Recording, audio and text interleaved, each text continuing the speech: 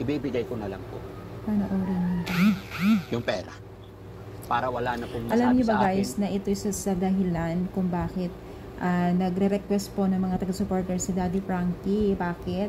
Kasi itong si Kuya Oliver na mahigit 15 years na naikulong po nila dahil nga po sa meron hindi maganda o meron sakit sa pag-iisip, no? At yun nga, sa 15 years na yun, siguro kung makita niyo yung itsura ni Kuya Oliver noon, alam na ng mga nanonood niyan o laging nakaabang sa upload ni Daddy Frankie pagdating kay Kuya Oliver, no?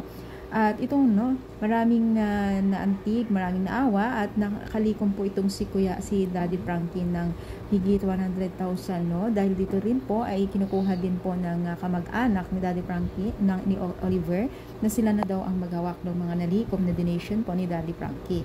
Kumbaga, medyo nagiging issue, no? Itong perang nalikom, no?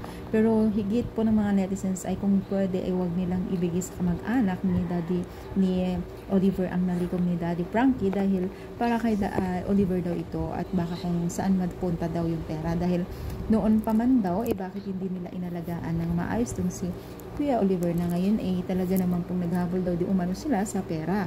Pero syempre, no, di talaga money is powerful talaga, maraming nagagawang pera. So ano sa palagay ninyo mga mima, na ito ba ay karapat-dapat na ibigay sa pamilya ni Kuya Oliver or kay Daddy Frankie na lang para sa needs o pangangailangan ni Kuya Oliver? Maaari kasi mag-stop po yung mga donation kung malaman ng mga sponsor niya na ibinigay, no? Kasi ang request talaga nila ay hawakan ni Daddy Frankie ang pera na nalikom niya na donation para kay Kuya Oliver. So ano sa palagay ninyo? Ano ang komento nyo? Ano suggest nyo? I-comment down ang ating